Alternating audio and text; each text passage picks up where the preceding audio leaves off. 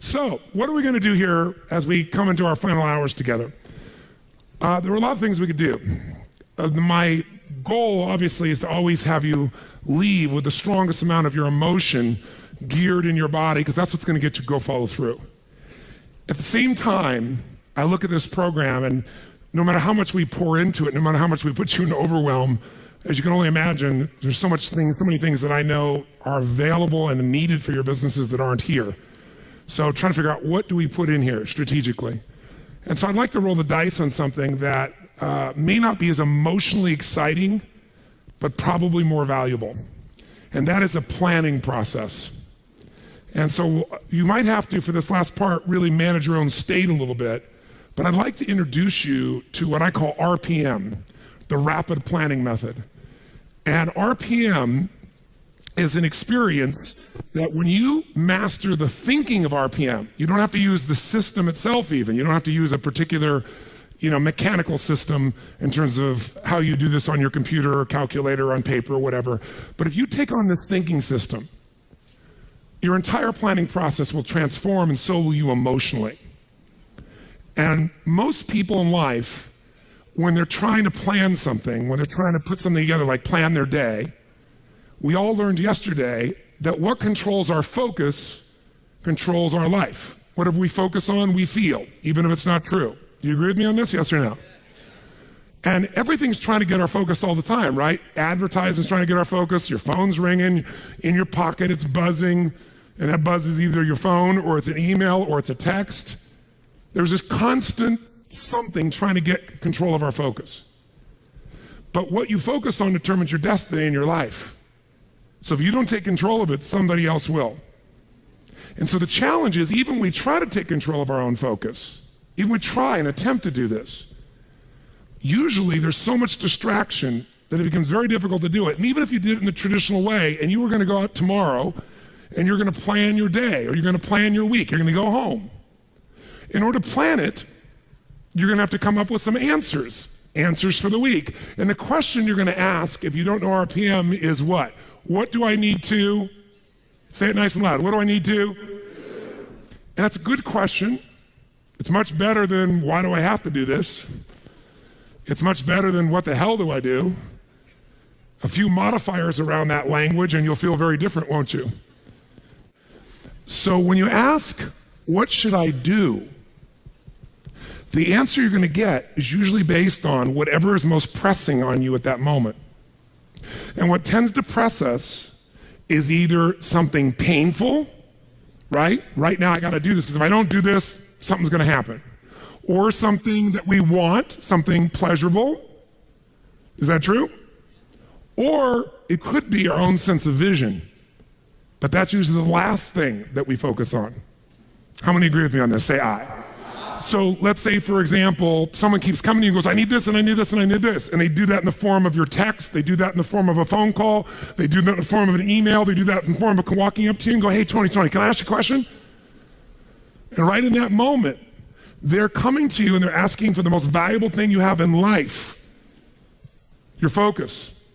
Because out of your focus, you're going to put your attention, your energy, your intellect, your emotion, your thoughts, your lifeblood. And the way you invest focus is the way you invest thought, feeling, emotion, and life. And wherever you spend that focus is going to determine what you end up with in this life and what you're able to give in this life. So focus, bless you, is the single most important component you got to learn to take control of. And most of us are not very good at this. Primarily because the culture has conditioned us to respond to what we need to do. And when you're coming up here, Dr. Ruth here in front of me, and she goes, Tony, what I need to do right now is being dictated by the environment, not necessarily by what is most important for me or my mission or my direction or my life. Now in a seminar, it's appropriate most of the time because this is what I'm here to do. But even in seminars, sometimes I have to say, can I get back to you in a moment? Because I have to do this because I'm also running this damn thing. I'm not just on stage, right? So the combination makes me have to look at it. And there's an army of people back here running it, and I got to help them, or they got to help me, and a lot of moving parts. So sometimes I got to stop and not let you take my focus, even though I'd like to give it to you. But if I were to ask, what do I need to do? I'm going to get a certain quality of answer. Let me give you an example of what I mean. True story. President, I won't go any deeper than what I can reveal without being disrespectful in any way, shape, or form. I would never do that. But it's a known fact, because it got out in the newspapers. There was a stage when President Clinton called me. And when he called me, he literally called me up and said, and I'd known him for a little while and worked with him prior, but he called me up and said, they're going to impeach me in the morning. What should I do? And I kid about it today. I said to him, well, could you have called me sooner? You know? But what truthfully I said after that was, I can give you my answer to that question, but I don't know if that's really the question you want to answer. Because the answer of what you should do requires a different question to be asked first, which is what's most important to you?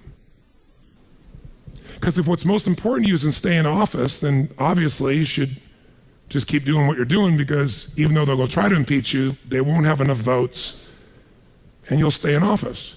But if your outcome, what do you want? What's your outcome? What's the result you're after?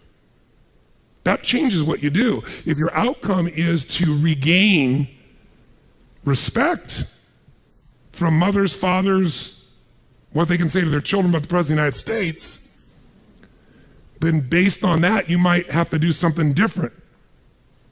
And I said, it's easy for me to say, because I'm not in your position and I'm not facing an inquiry in the legal side. And he said, yeah. And I said, but you're also a lawyer. Now, you certainly know the law. And I said, you know what you can say. He goes, yeah, well, you don't have somebody coming at you, you know, stars coming after me, and he's trying to do this, trying to do that. I said, I know that.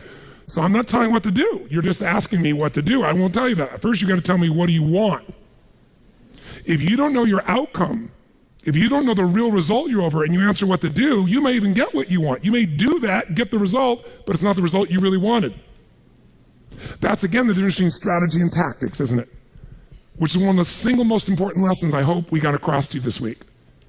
So you got to learn to ask a different question than what to do, because how many of you found out that it doesn't matter what the day in your life is? If you really write down everything you got to do, there's no way in hell you could do it all. How many agree with me on this? Raise your hand and say aye. So most of you start out in the old days with a little time management book and you used to write down all your to-dos, right? How many used to have one of these? Right? You write down all your to-dos, and then in the early days, you actually put like A, B, C priority maybe in the very beginning. Anybody get that anal to be able to do that? Separate them out so you focus on the priorities, and then maybe even plan when you were going to do them in your day. And that lasted about how long? You still carried that book around with you in those days when it was on paper, remember that? But what it was your address book in those days, because you didn't have an iPhone, right? It was your calendar and your address book and a few crappy things you wrote down, but you never sat down and wrote the whole list out because you knew you weren't going to do it all, and it just felt like hell every day to rewrite it all.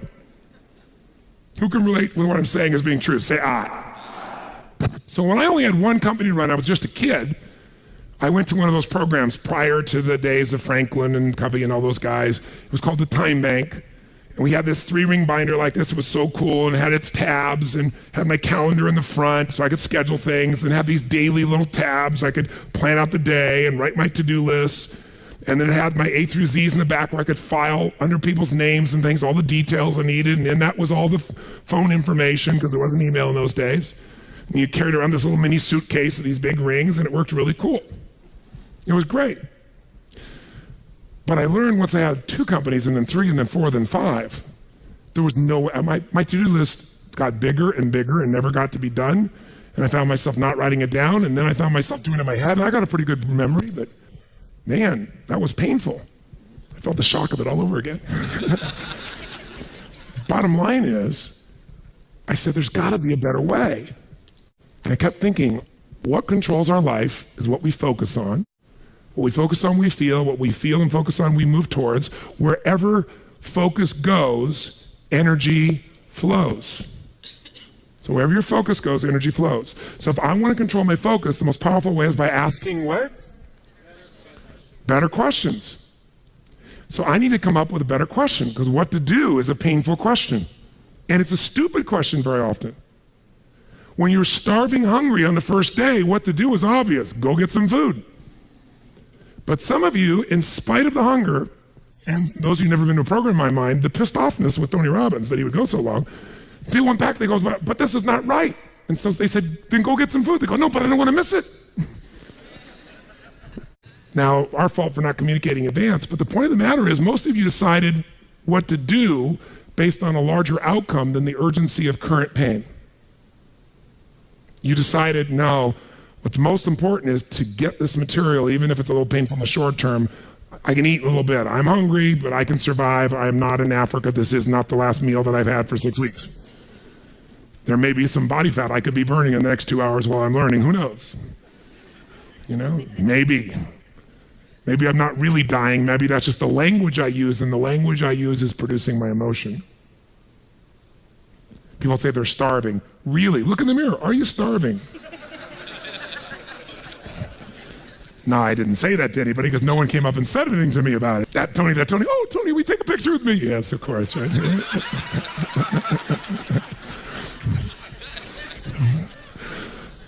My point is this. Where focus goes, energy flows. You must control your focus. You do it with questions. If you ask the same questions as everyone else, you end up with the same answers. So, how did Bill Gates change his economic world? He was a software designer who didn't say, how do I make better software?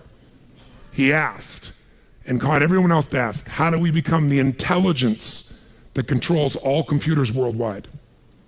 How do we become the intelligence that controls all computers worldwide? Now, when that's your outcome, do you end up with a different to-do list than if your outcome is to build the best software, yes or no?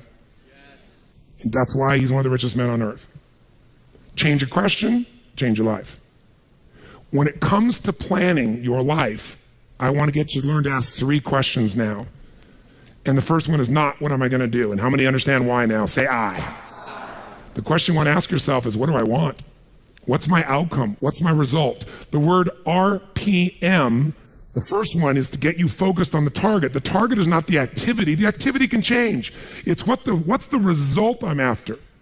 If you know exactly what it is you really want, what you desire, what you're really after, clarity is power. The more clear you are and specifically what you want, the faster your brain can get you there. But if you're generally saying things like, what do I want? Well, you know, I want more money. Fine, here's $1, get out of here. Did you achieve the outcome? Yeah, when you're that general, you think you're not getting your goal, you are. The way you language your goal, the way you think about it, you're receiving it. I want to feel a bit better. I want to lose some weight. Fine, you lost a pound, you're done. Because your brain's like a servo mechanism and a bomb and a missile. In the old days, you shoot a missile and the target was going, and if you missed the trajectory, you missed it. Today, what happens when the missile's not on course? What happens? It locks on the heat signature, and what does it do? It moves and follows it. That's the way your brain is if it knows the outcome, if it knows the result. So RPM starts with, I got to know the result. This is a results planning system. The rapid planning method, but you can think of it as a results planning system. I need to know the result I'm after before I ever ask myself what to do. That takes more time, but it's worth it. Now, for time's sake, I'm not going to do this with you right now, but I'll tell you what I do when I've taught this to people and I've got a full weekend to do this in. Just to give you a picture. If I asked you right now to write out your name, your full name. Now, some of you abbreviate your signature, but write out your full name in cursive. Go and do that one time. Write out your full name in cursive. I can't even use the word cursive. Is that really the word people still use? It means in handwriting, I guess, but in cursive. Just write it out full name, because you can do this later on. Full name. If you normally abbreviate, don't do that. You have to write out the full name. Now, if I had you get with a partner, and you can try this later if you want. I'm just going to tell you because I don't want to take the time because we have such limited time today. And I have your partner say to you with a stopwatch here, okay, ready? And I go, go. And you write it out. And you tell me when you're done. I go, stop. And I write down how long that was. So let's say you wrote out your signature and it took 5 seconds. And they say, ready? Write it out. Ready? Go. You tell me when you're done. Stop. And I write down 5 seconds. I have to do that 10 times. You'll find in the beginning, you'll be, let's say, 6 seconds. I'm making it up. Everybody's signature is different. And you probably might get down to as little as 5 seconds. If you have like an iPhone, you could do it as a digital stopwatch. You could see the milliseconds. Then I say to you, I want you guys to write every other letter in cursive. In other words, you're going to write half as many letters. How long do you think it would take to do it? Half as much time? Most of you, it'll take twice as much time in the beginning, and then eventually, what's interesting is, if I do it 10 times, and the last 2 or 3, and this makes no logical sense, and again, I don't want to take the time to have all of you do this 10 times, 10 times, 10 times, but you can go do it on your own, I'll just tell you the result. In most cases, even though you're doing half as many letters, you cut it by 2/3 the time. There's something happens when you break an old pattern and you do it fresh. Your brain over the years has learned ways to move more rapidly since when you did your original signature, and you'll do it in 1/3 the amount of time. It'll take twice as much at first, and then it'll cost you 1/3 amount of time. Now let me tell you why I'm telling you this. The system I'm calling the rapid planning method, by the time I show it to you, you're gonna go, this takes more time than just making my to-do list. When will it take more time? When? Initially. But once you get it in your nervous system, it'll take you less time because your brain will be thinking in outcomes and not activities. And when you think in terms of outcomes and not activities, pretty soon some of the activities in your list you don't even need to do to get the outcome. You find a better way to get the outcome quicker. Now, how do you do that? Yes, 3 questions. Question 1, what is my result? What is my outcome? What is it I really, truly want from this? If you're going back next week, and you say this next week, what are the most important outcomes for me to get this week in my business? And you just write those outcomes out, not your action items, the outcomes. If you do that and nothing else, you'll be ahead of the game. And if you just keep looking at those outcomes every day, how am I doing on that outcome? Your brain will come up with ways to get to that outcome. I promise you. Focus on outcomes, not on activities. Action for most people, activities, most people may mistake movement for achievement. They mistake action items and to-dos for achievement. We're after the achievement. Are you with me on this? Yes or no? Yes. It's a different way of thinking, and I think all of you inherently have it, but if you make this ritualized, just like the things you've learned this week, they're all great, but if you don't systematize them, they'll work when you do them. But if you systematize them, right? And you see like Mr. Hallman here, where he goes in and just does it and makes sure it's being done again, or what you've seen Chet do, or what I do. You just do it over and over again, you don't miss it. Now the results are geometric. So I want to get you to systematize the thinking, whether you do it visually the way I'm going to show you or not. So, first question, what's the result I'm after? What's the ultimate result? What do I want out of this week, out of this thing, out of my business, out of my life, for my body? And you want to be as what as possible when you describe that outcome, that result, as what? As clear and specific as possible. Generalities will confuse you. So it might take you longer than just writing down call so-and-so to think, if I'm calling my son, I'm going to call Jarek, or I'm going to call my brother. This is what goes through my head before I call him, always. What's my outcome? Because I don't want to just call him. I want Jarek to feel loved by his dad, or I'm thinking about what's my outcome. I've got to talk to him about this thing that's out there. I've got to make sure I get through to him on this because I want to guide him and move him in this direction. That's what I want to be as his father. I don't want to just chit-chat. I can do that too. If you think before every phone call, before every time you're planning your day, and you think before you have any meeting, what do you think the first thing I ask of anyone when we sit down in a meeting is? Okay, what are your outcomes? What are the outcomes for this meeting? First thing I want to know, because if I know the outcomes, guess what? A lot of meetings, they're done pretty quick. Because if I know the outcome, you don't have to go through all the activities to sell me on it. Just, that's your outcome? How do you want to do it? Sounds good to me, rock. That's how you make a meeting productive. I know a meeting's productive not by the hours or time. Sometimes it takes longer to the outcome than you want, but I'm going to get the outcome. That's, by the way, what you see with me on stage. That's why my times vary, but it's based on an outcome. I'm going to get that outcome. I don't give a damn whether it's the right time or not. I want to do it in that time, but I must deliver the outcome. How many get that? And by the way, how many like to have your company focused on outcomes, results, and not activities? Say aye. People say all the time, well, did you get that done? Well, I left them an email. I left them a voicemail. I've sent them 3 emails. How many times have you heard that? When that happens with me, I'm like, but I don't show it. I just like, really? Wow, that's fascinating. We'll explain about our culture. It's about getting the result. So I can help you if you can't figure another way to do it, but there may be 12 other things we might want to do. Maybe they don't have the answer. Maybe somebody else can give us the answer. The outcome was to get this information, not to leave an email or 12 or 3 voicemails. That will not do any of us any good. How many follow? Now, whether you get the outcome or not, whether you get that result, will be based, first, do you have clarity? And the second thing is, whether you got enough emotional juice to keep going after it when things don't work out. So the second part of RPM is the purpose. RPM, by the way, how many knows what it means when you increase the RPMs in a car? Anybody here? What does that do? It builds up what? Power, speed. Higher RPMs, you can explode through something, right? You can make something happen. So think of this metaphorically also, this rapid planning method, this result planning method. So it's rapid planning, it's a result planning. You want a results-focused, purpose-driven, massive action culture. That's what RPM stands for. It's how you build up power and you break through. But whether or not you get that result will be, are you clear and specific? But also, do you have enough juice when it doesn't work out? How many of you are going after an outcome in your day or in your week, and for whatever reason, you're not able to get it? The person doesn't respond, they're not there, the thing's not there, something interferes, somebody interrupts you. Who's had their plans interrupted? Raise your hand, say aye. So whether you keep doing it or not is, do you have enough emotional juice? See, guys, you all know out of this week, you got more than enough to take your business to a whole nother level. You got more ways. You can go home and be artists now. And some of it, went by so fast, but many of you get the program, you'll watch enough times, you'll be there. Somebody's gonna invite us in, we're gonna be there and make sure you do it. So it's gonna happen.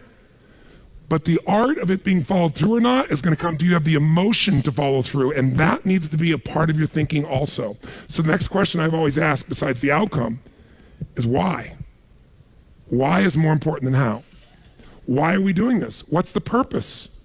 Purpose is more powerful than object. Purpose is more powerful than object. You say, I want $1 million. That's a great objective. I want $1 billion. Great objective. I want to feed 3,000 children in my community. That's a beautiful objective. It's even more specific. But even that objective, you might get excited about, so you realize what it takes to feed 3,000 kids, right? And the politics involved, and all the people that don't follow through. And then you have this good intention, and somebody else is pissed off because one of the kids didn't get fed. Right? And you did everything you know how to do. What's gonna make you keep going? Purpose. Why do you want to feed those 3,000 kids? Why do you want to make that $1 million, that $1 billion? Why are you gonna take your business to the next level? Why is the most important thing to know, because that's where all the emotional juice and fuel is to actually get you to go through when the challenges show up. Every person you see who's on fire and is successful knows the why. You know what the problem is? You might know the why in the beginning. You wrote a mission statement and stuff like that. You gotta know why you're doing this right now. This right now. That's what's gonna engage you and activate the why. You might have a why, but it's not active. How many follow the difference when I'm talking about here? Say I. Otherwise that little law of familiarity shows up.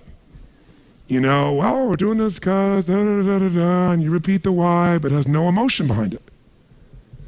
See, if I take a stick pin, no, I don't see anything like that, but you know when a woman has a blouse and they have like a little stick pin in it? Let's think that stick pin is a word. And I take that stick pin and I throw it at you. Are you gonna feel it? Barely. But if I take that little stick pin called a word and I wire it to the back out of a giant iron bar called emotion, now I can take that stick pin and put that thing right through your heart. That's the power of why. RPM, R is the result, the outcome, what you're after. P is the purpose, it's the why. 80% of success is why, 20% is how. Get a big enough why, people figure out how to do it. Yes. How many agree with me on this? Say I. So you better know your why. So, talking to the president, tell me something. What's your outcome? And then why? And then once we know the why, we know what you're after and why, then the question is, how do we do it? We know what we're after, why, how do we do it? By the way, are there lots of hows to get to an outcome, yes or no? Yes. Are there many paths to get a result, yes or no? Yes. Some are more efficient than others. And you're not gonna know, so you know what you do? You brainstorm out all the hows you can think of. All the things you could possibly need to do to get that result. And then you narrow it down to the 20% that makes 80% of the difference. And you'll find out you don't have to do that whole to-do list. In fact, wouldn't it be nice to write your whole to-do list and not do it and still get the outcome? How many prefer that? Say I. That's RPM. I love it when I don't do my to-dos and I got the outcome. That's the coolest thing in the world. You might have done one or two of them, but it's then learning selectively which ones are going to create it. But the only way I knew that is to brainstorm out the M, the massive action plan.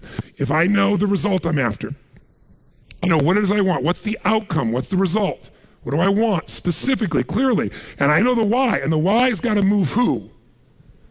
Who does the why have to matter to? Everybody around you. Well, if it's a why you're trying to get everybody to deal with, they got to have a why involved in it. But people do things for different reasons. People donate money for different reasons. Some of you donated money the other day here because you were moved by the experience. Some of you did it for connection. Some of you did it to contribute. Some of you felt guilty if you didn't do it because somebody else did beside you. Or you have a lot of money and you feel guilty about it because you didn't earn it. I'm not saying anybody in this room, but that's how some people are. They inherited it, so they feel guilty. Some people do things to get their name up on the wall. Some people today do it anonymously and then tell everyone. Isn't it true? Yeah, just confidentially, that was me. You know? And everybody tells everybody that it's anonymous. They're doing it for significance. Some do it for connection. Some do it for contribution. I don't care why a person does it, but we do it. But if you're going to work with a group of people, you better make sure the why touches on all their needs.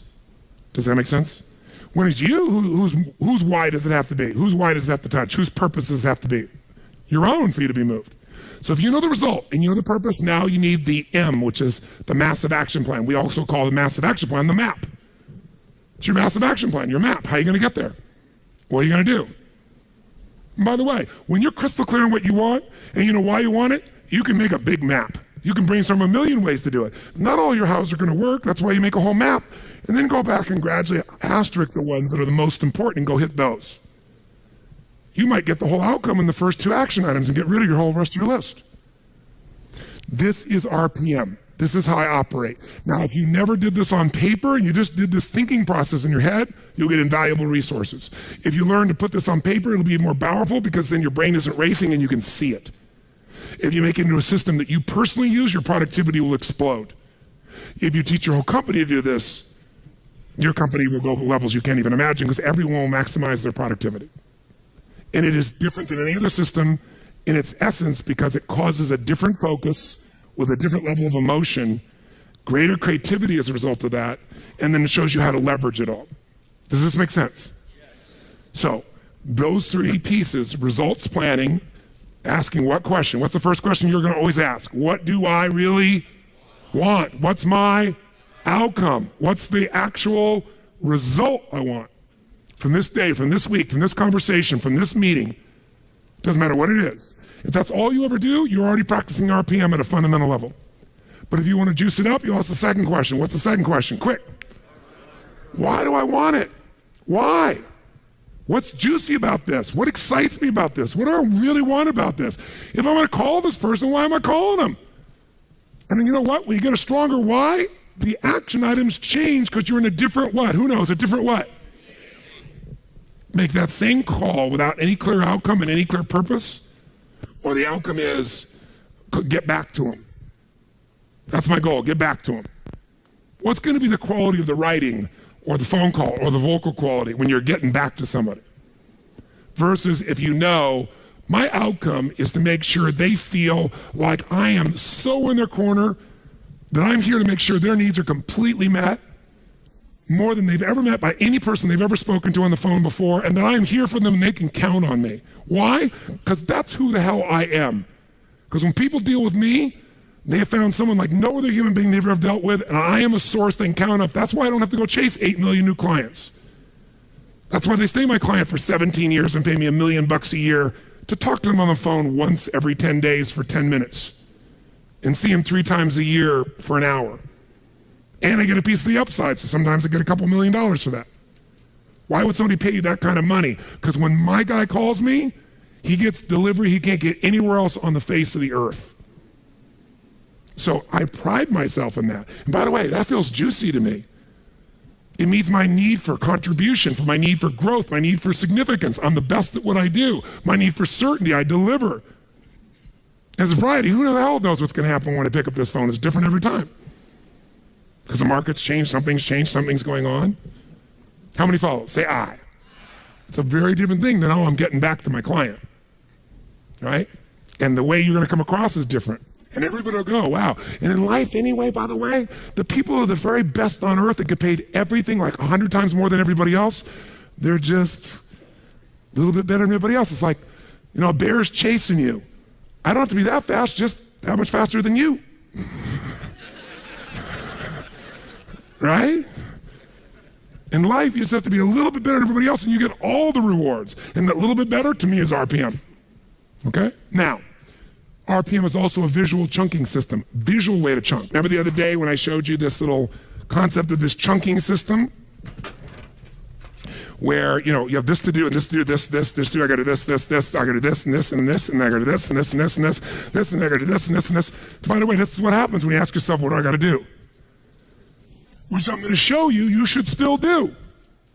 You should ask yourself all things you do and write them all out. And then when you've written it all out, you look at this and you step back and you say, okay, but what do I really want? What do I want out of this project? What do I want out of this day? What do I want out of this week? What's the most important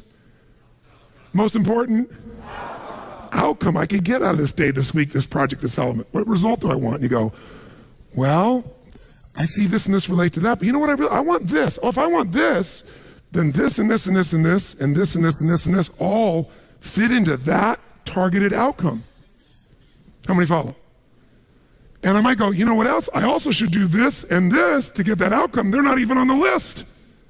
But these might get me there faster than all three of these.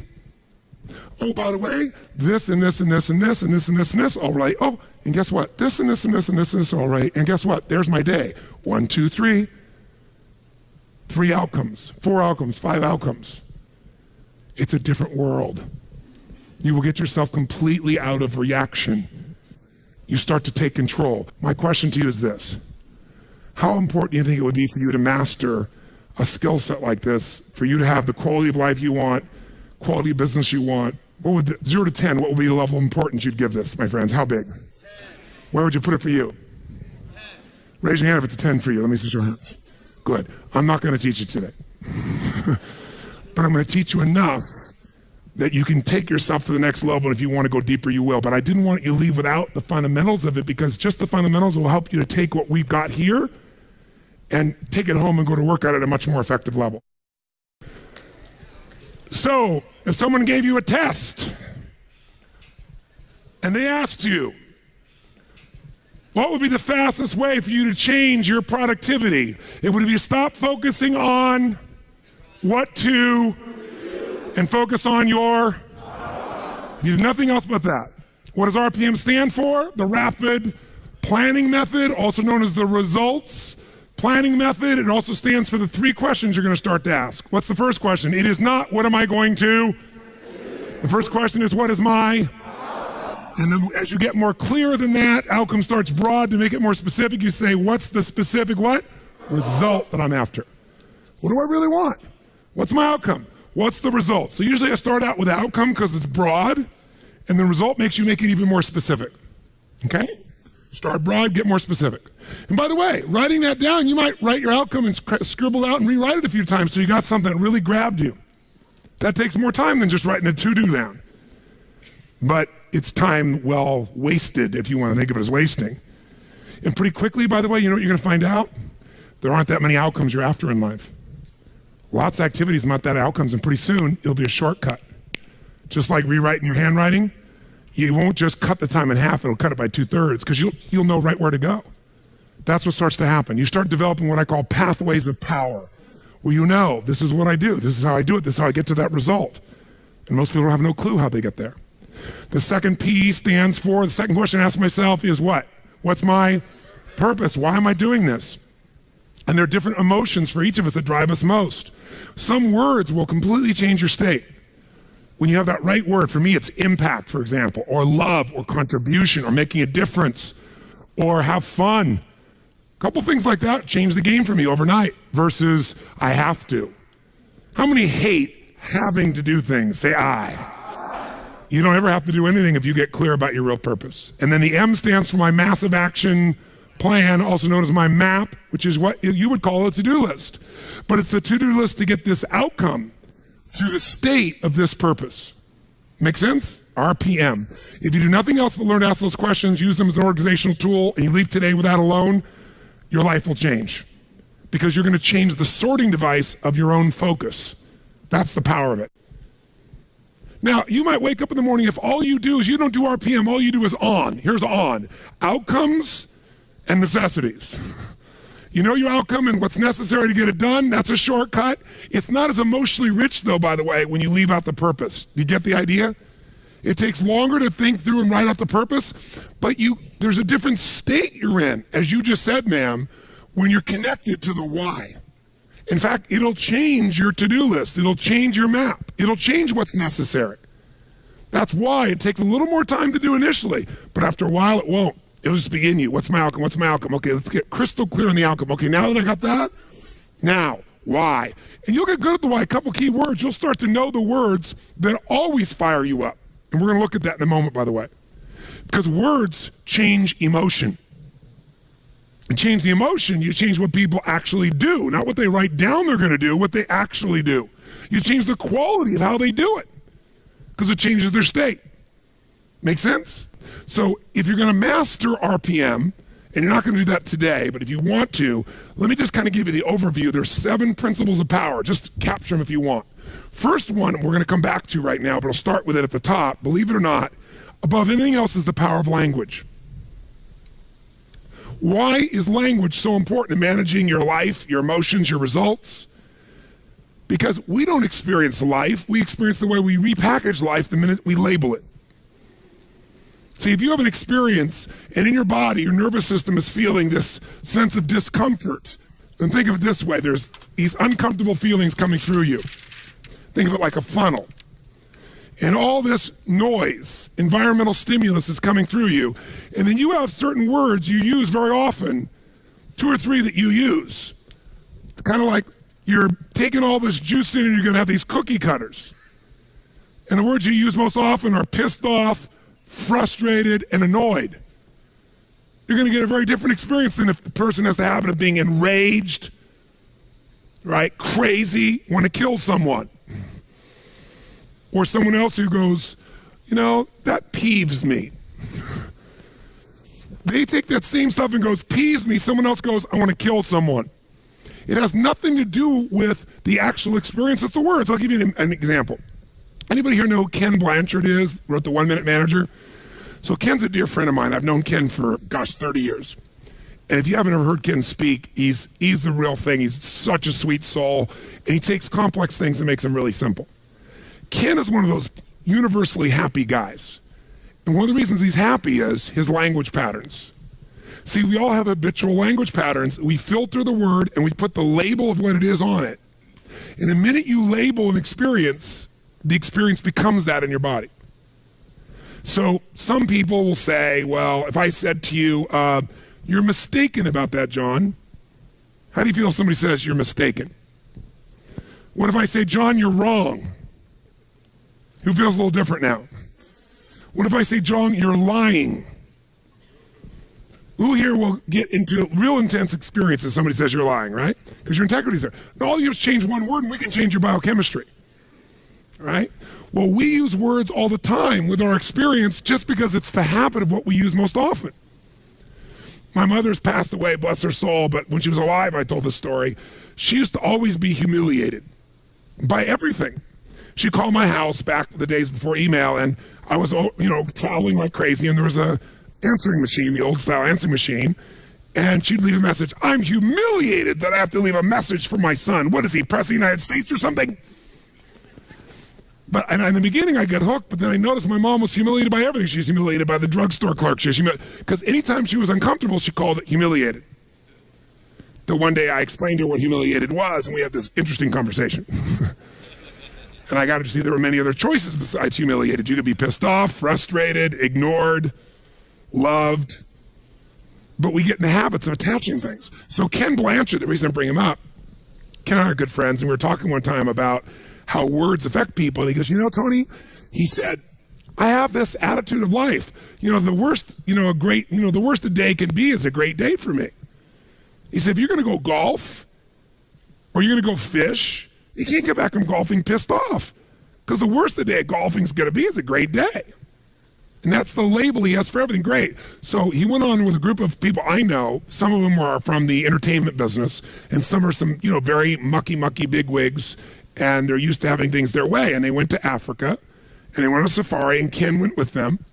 And I'd been on the safari before, and it's a pretty intense safari and a beautiful safari. And the people running it know their stuff, first-class organization. But one particular person we'll leave unnamed, who's a very famous Hollywood producer, decides that he wants to take control of the show from the guy who runs it, who lives in Africa, and he knows what he's doing. And so he says, look, I want these roofs off. I don't want them just open up. I want them off. I want to be able to shoot the whole time. And he said, look, sir, he said, right now everything's fine, but if the truck were to break down, you want that roof on. We don't want to leave off the roof. The guy was so abusive, the man finally bent. So sure enough, Ken, all these guys are out there, they're taking pictures, and they're out in the middle of this crater, Ngurungur crater. If you've ever been there, it's an unbelievable place. It's like every kind of animal you could imagine is there. And sure enough, as they start going later, the guy goes, let's stay a little longer. And he's very influential, and he pushes the guide, and they stay out longer than they would. Now they got to rush back before darkness, and they don't have the roof on, and you guessed it, the truck breaks down. They're in the middle of nowhere. No one's answering the radio. Lions and tigers and bears, oh my. Everything's going to creep in. And one guy's going, oh my God, we're going to die. Oh, it's your fault. He's screaming at the other guy, and the other guy's screaming at him. And I got the play-by-play from two other people that were there besides Ken. But they told me that in the midst of all these people freaking out, angry, and people scared and everything else, because you could actually see the animals coming, and they're taking out their rifles, and it's getting tense.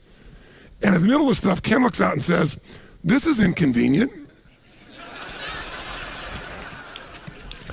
And he wasn't faking. That's the word he used for this experience. It's inconvenient. And that's the word he uses all the time for things other people are stressed out about. And as a result, that's all it is inconvenient to him. And sure enough, guess what? Finally, the radio worked. Within a half hour, a guy came out. They brought some other trucks. They got these guys out of there. They left the truck there. Everybody was fine. But the people are like, oh my God, you killed us. Other people, we're going to die, we're going to die, we're going to die. You son of a bitch. I mean, every language pattern you can imagine. Only one, inconvenience. Much of your life has nothing to do with your life. It's the way you use language habitually. Language is the trigger for meaning, and meaning equals emotion.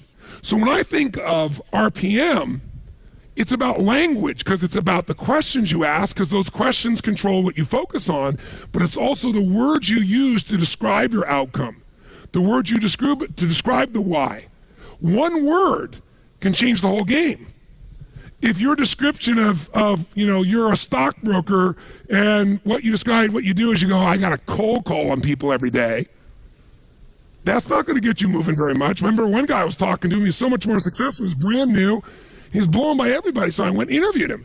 Because, all these other people are bitching and griping, he was having such a great day. I said, what are you? He goes, I'm a treasure hunter. I said, what do you mean? He goes, every time I call the phone, I'm searching for buried treasure. You say, you don't get treasure every time, but when you get it, there's going to be, if you keep digging, there's going to be a treasure. And sure enough, you get one client that would do more business for him than all the other guys got. But the difference was when he called people on the phone, he's searching for treasure. Does that change the state? Does that change the quality of his voice? Will that actually change the result he's likely to get with a stranger? Yes or no? So ladies, you've got a ring that this man's about to give you or gives you, and somebody else sees it and they say, well, that's kind of nice. Versus that's magnificence. Versus what a rock. Would it change how you feel? Yes or no? A little or completely? I say to you, you come to me and say, Tony, I'm single, you meet thousands of people, I'm your friend, help me out. Set me up, man. And so I say to you, okay, I know this really nice girl, this really nice guy. You got a state about it, don't you? What if I say, I know this woman, I know this man, I know this woman who is delicious. I didn't even say anything that makes any sense, but how many are in a bit different state already, right? It's like if I said during the break, we're gonna have some really nutritious snacks. Yay. Even people that are health oriented are like, yay. But when I say it's delicious, does it change completely how you feel about it? Yes or no? You have to know every moment of your life. This is not about planning, it's about creating. Think about planning as creating. Whenever I think about planning, I'm creating something. And you create things with both your vision and your language, and then your action. But your vision and your language will shape how you feel, which will shape what you do or don't do. So this is the part that takes more time in the beginning, takes longer, but it's so much faster, because once you know the patterns of what move you, you just use that and boom, it's like knowing the light switch to turn yourself on and rock and roll. And anybody who's the best in the world at what they do, they know how to turn themselves on every time. They know their triggers. That's what RPM's really about too. So this is not some frickin' time management program, like, because every system, I don't care, and obviously Mr. Covey is a dear friend of mine, senior and junior, right? This is not Franklin Covey. This is not a little planning system. This is not pulling out your BlackBerry. This is not using things or whatever tool you use. This is a system of thinking and feeling and producing massive results that you want to take to whatever system you go to, and ideally maybe have a system that is set up this way. But even if you don't, you can do it with just the thinking process. So I want you to start with this first principle of power, this principle of language, which you might think of as the principle of passion. That's really what it is. The power of language is it produces passion. And by the way, passion is the genesis of genius. It's a great quote by a brilliant man, Tony Robbins. No, I thought that sometime. I thought that's really true. I wrote it down. It's like passion is the genesis. You see some genius in anybody, it's because they're passionate. That's where genius flows. And passion is because it's about something more than yourself. It's about something larger. Now, let's do this for a moment. Let's have you write now, anywhere you want in your notes. I'm going to give you 1 minute, and I want you to write as fast as you can words that would increase your emotional intensity. Like for me, I'll give you some of mine. Mine are passion, mine are love, mine are make a difference, mine is transform, have an impact, right? Have fun. There's certain key words. There are roles in my life. You know, father of the clan, you know, mentor, leader, friend. Certain mentor, there's certain language patterns. When I think about myself as that person, I do things differently from that place, right? So I want you to just write down any words at all for 60 seconds. Just write down real fast. What are some words or phrases that would excite you or juice up your life if they were being used regularly, that'll move you emotionally? Choose words that you're associated to, either in a context like your health or your business, or just overall words. Just write words that would move you. If you write a word and it doesn't move you so much, cross it out and write a different word that moves you more.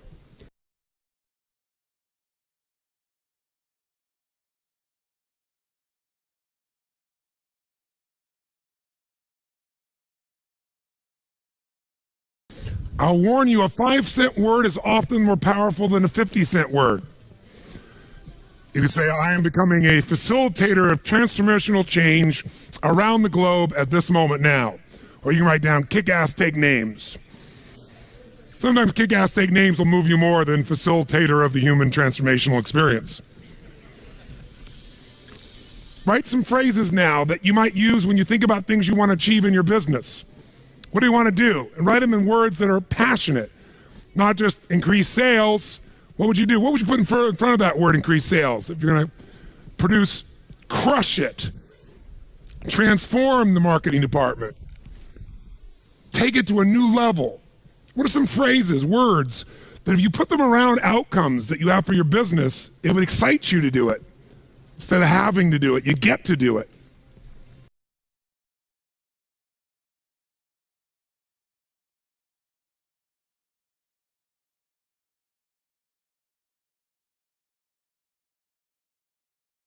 Can you think of an activity that you normally do not like to do? You'd rather have somebody else do it if you could. Think of an activity like that right now, that you either put off, or you try to get other people to do, or you finally do get other people to do. How many can think of an activity like that? Part of your business, part of your life. Great. Someone stand up and tell me what that activity is. By the way, Stand up if you can remember also a time when you did the activity and you actually enjoyed it. It was an exception, but you actually enjoyed it. Who's had both those experiences? Something you hate to do, but then you had a time you can remember where you really enjoyed doing it. It was the same activity, but somehow it worked. Okay, how about right here? Yes, give her a hand. Do I have to tell you a BMI hand, ladies and gentlemen?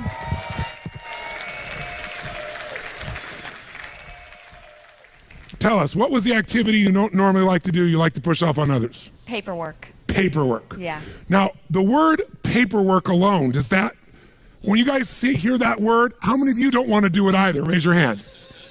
So just the way she's languaging, by the way, she's not telling you the outcome, she's telling you the activity. Think of it this way. If someone told you the process of having a child and all the processes you have to do to raise that child, and you were focused on what you had to do to raise the child versus the outcome, would you ever, or the purpose, would you ever do it, yes or no? If someone would have told you in advance all you would have to do in your business to make your business successful, and you were focused on all you had to do, the to-dos, versus the outcome of owning and growing your own business, would you ever have gotten into it, yes or no?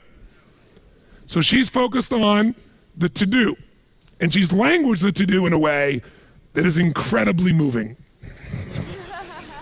Okay, so paperwork. And so when you normally think about doing paperwork, how do you language that to yourself? What do you say to yourself? I hate doing it. It bogs me down. It doesn't add to my results, which is making sales. That's right. And notice, it doesn't add to my results, which is making sales. Great. So now, there was a time you actually enjoyed paperwork? Yes. Tell me about that time. When I was younger and I was just starting out in my career, and it gave me a way to process my day and order my thinking. So it gave me these chunks of accomplishments. Ah. And so when you talked about paperwork then, you didn't call it paperwork then, did you? No, I called it probably priorities. Yes. What did you call it? Priorities? What? Probably priorities. So what would your phrase be back then, do you think? When you're thinking about this, you'd say, I'm going to get to, or I'm going to do. I'm going to prioritize my day. These are my projects. Ah, she called it prioritizing her projects. How many feel better about that than paper frickin' work? Now, if she just changed that language alone, I want you to think about right now. Do you have some paperwork waiting for you at home? Yes, of course. Of course. Yeah. So what is that paperwork really going to accomplish if you get it done? Well, in some ways it moves things forward. I mean, if you don't do it, what's going to happen? Things aren't going to get scheduled. They're not going to make deadline. Clients are going to be unhappy. And what will that do to sales? That will drop them eventually. Or it'll make me run around trying to fix things.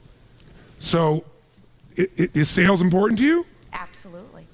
And are making people happy, your clients happy, important to you? Well, yeah, I mean, the sales are important because basically what I'm doing is helping people with their business. So that's... Yes, and how many people fail because they don't do their paperwork, do you think? Well, I mean, if you put it that way, that's not why they fail. I didn't put it that way. I just asked the question. Different question, yeah. How many saw that? Did I say people fail because they don't do their paperwork? No, if I said that, her brain would have said no. I just asked her an honest question. How many small businesses do you think fail because they don't handle their paperwork, i.e., they don't handle the individual transactions and the details of their priorities effectively? How many businesses do you think fail for that reason? How many do you think? I think definitely all of them can fail if they don't do that. And you teach these people what to do so they can succeed? Right. No. Isn't that what you do? Yes, yeah. But wait a minute, no. When you're talking about paperwork. No, I don't talk about paperwork. I talk about results. Right. And part of the result of a sale is to capture it, deliver it in a form where it can be both followed through on, accounted for, details of. Otherwise, it's part of a chain of value. You can't just get someone to say yes and have them get the final value. Most people like to simplify to just the yes. But the real value is not getting someone to say yes. Salespeople think that way. The real value is delivering each step of value along the way that allows you to continue to get that value back to the customer and clients. If I said to you, what's more important, a molecule or an atom? The atom. Really? Well, the molecule. Okay, which one's more important? The molecule or the cell? The cell or the organ? The organ or the body? Right. It's The body or the community or the ecology or the planet or the solar system or the universe. Which one's more important? To me, it's the little things that make up the big things. I don't know if that's quote unquote the right answer, but it's the little things that make up the big things. So to me, that's more important.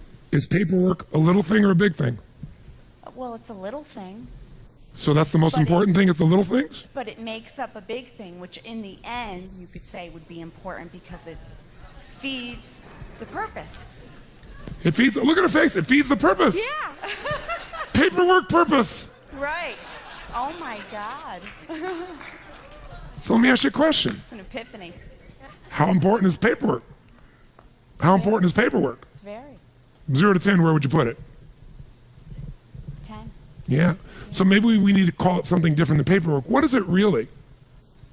If you were to name it today, not just what you did in the past, what is it really? It's the steps to getting to the purpose.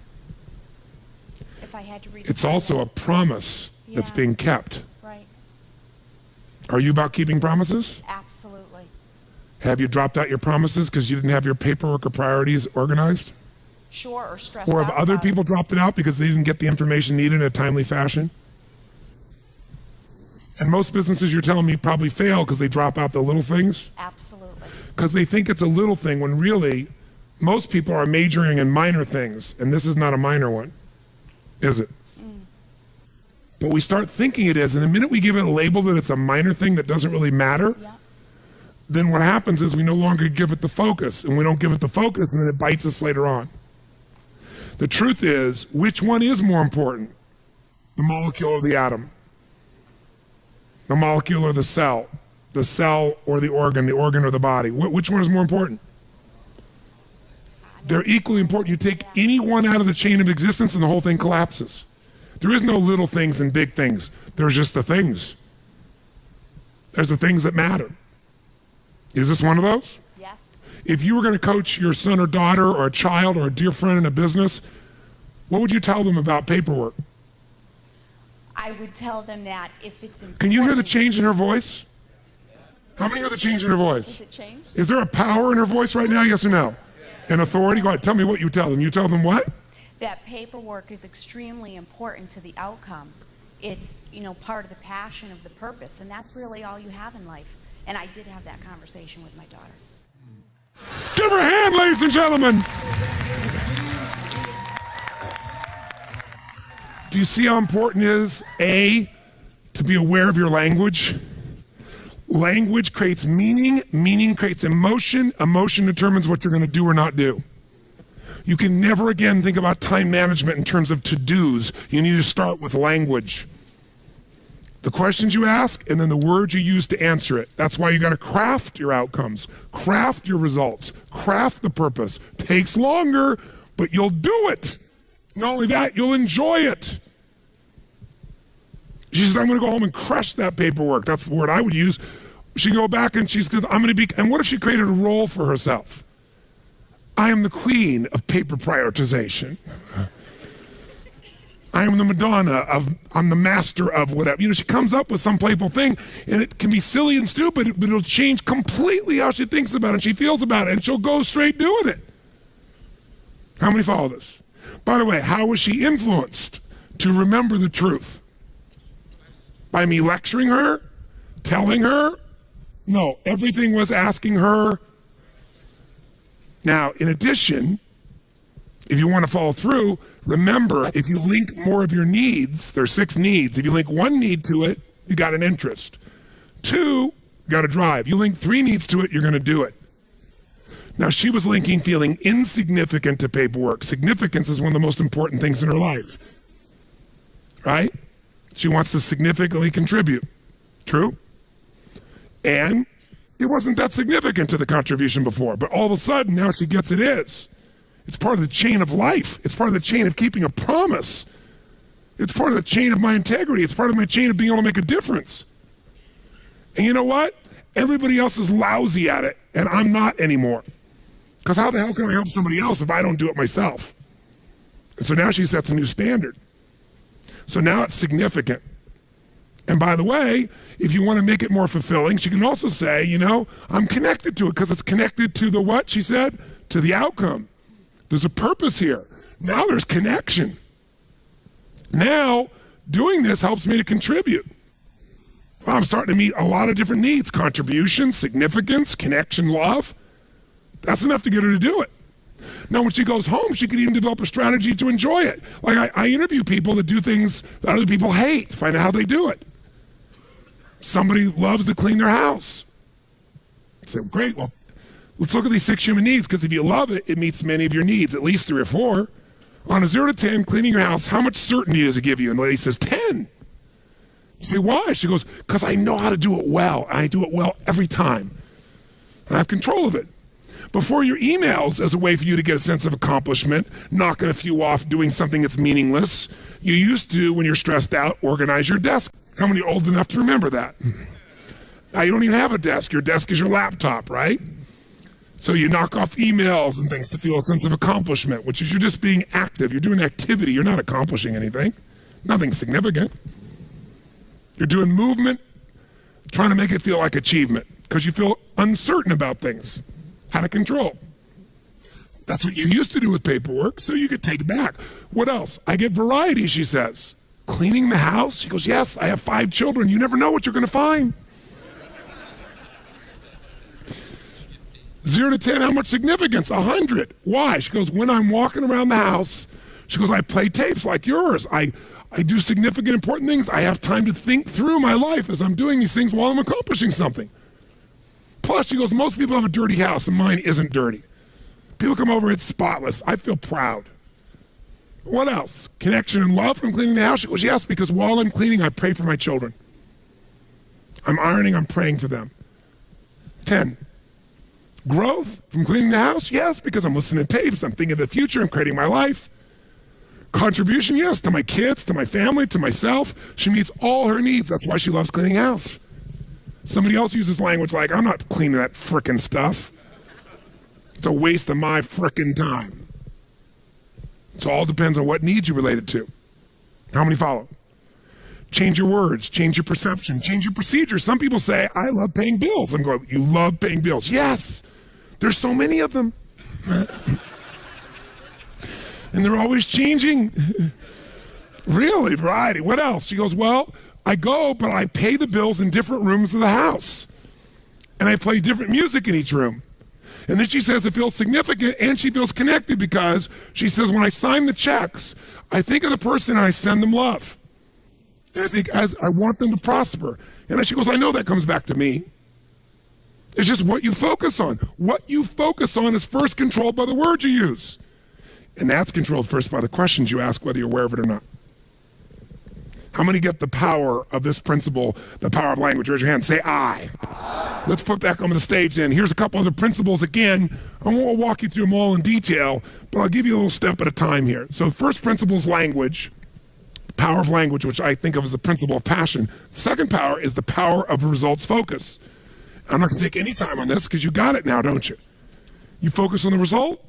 It's like taking the power of your mind and body and brain and putting the laser power instead of having it scattered. You're no longer scattered on activities. Third principle, really, of RPM, is the power of purpose. No more time on this one. You got it.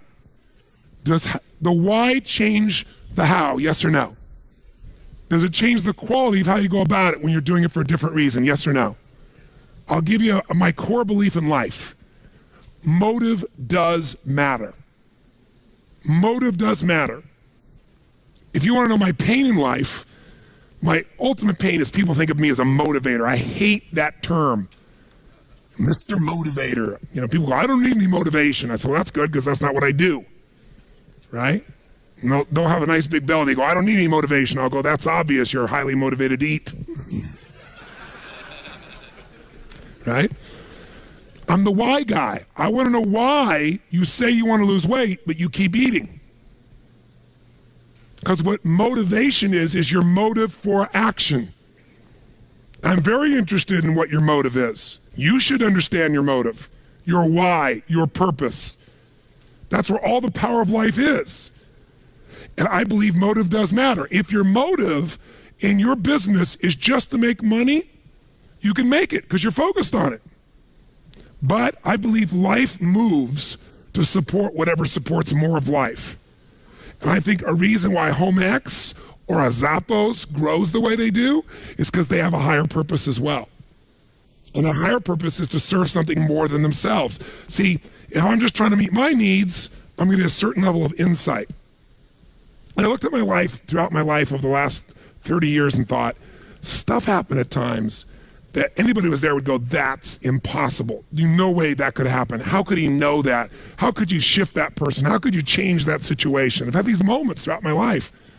And I believe insight comes because I wasn't focused on me succeeding or failing. I was completely focused on serving them, and the insight shows up. You're trying to take care of your family, you're going to get a different level of insight than just yourself. Trying to take care of your company, even bigger insight. Trying to take care of your community, trying to take care of the world, humanity, without being ego, not saying it. If that's really in your intention affects the quality of what you're exposed to, of the insight, of what comes through you. Motive does matter. And we can always shift our motive. And there's nothing wrong with wanting to meet your needs and others. The game changes. And by the way, if you do this in your planning, i.e. creating, the game changes. Okay? You make it a ritual. RPM is a ritual of questions. You got to get it in your body as a sequence. When you get it in your body as a sequence and you lock it in and you condition it, it'll just happen.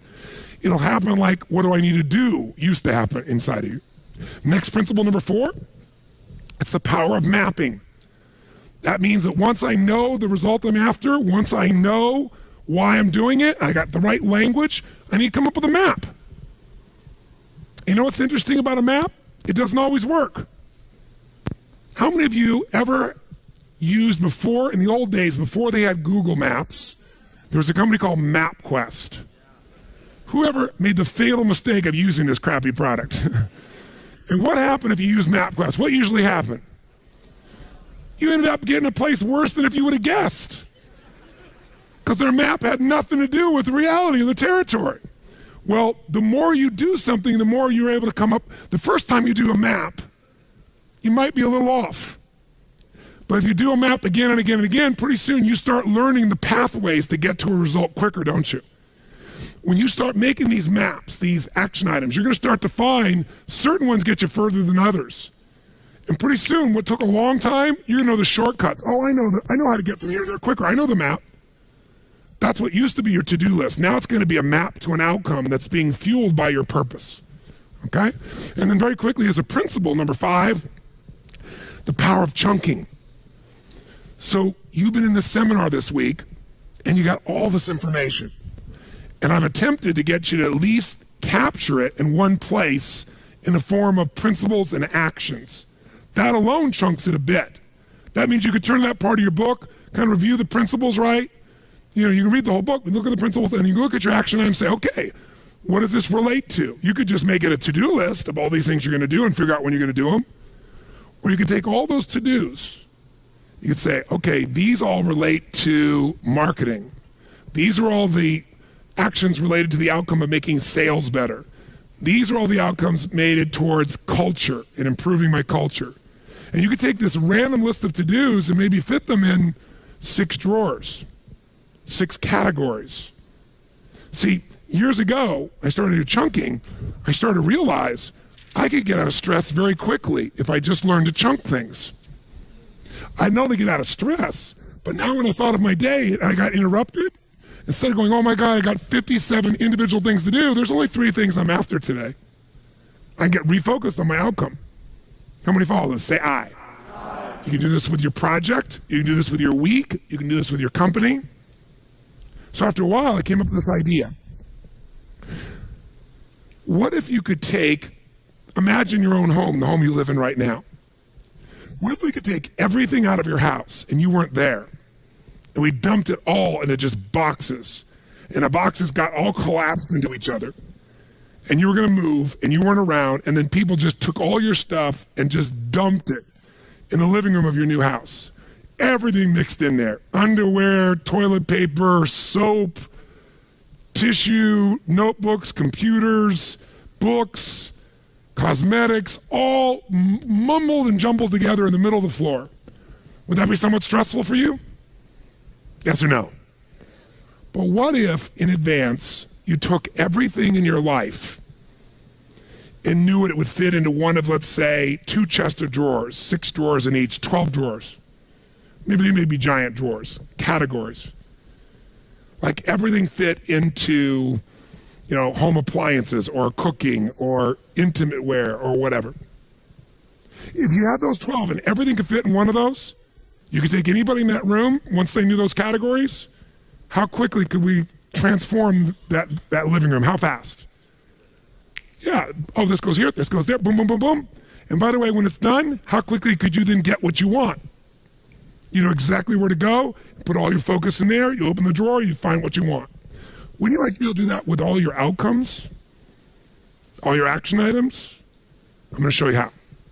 And this process is a simple way of managing your life. And I'll give you the big picture first for a moment. I'll scribble it up here as a chunking device. Think of your life this way, as a gross generalization. And by the way, chunking is an art, not a science. What does that mean? Is there a right way to do chunking, yes or no? No, there's no right way to do it because it's art. What somebody else thinks is beautiful, you might think is ugly. Chunking is to meet whose needs? Your own. Now, if you're trying to chunk to help other people, then you're going to have something that's got a little more science than art to it. But think of it this way. If we were going to try to manage your life, what if we had a life management system, not a time management system? Because the only reason for time is it's a resource so you can get the life you want. Is that fair to say? And let's take 2 aspects of your life. But one area is, let's say, your personal life. That's an area of your life, your personal life, that you want to manage. And another area of your life is your professional life. Whatever you do professionally, running the company, marketing director, sales director, maybe you run many companies, you're an entrepreneur.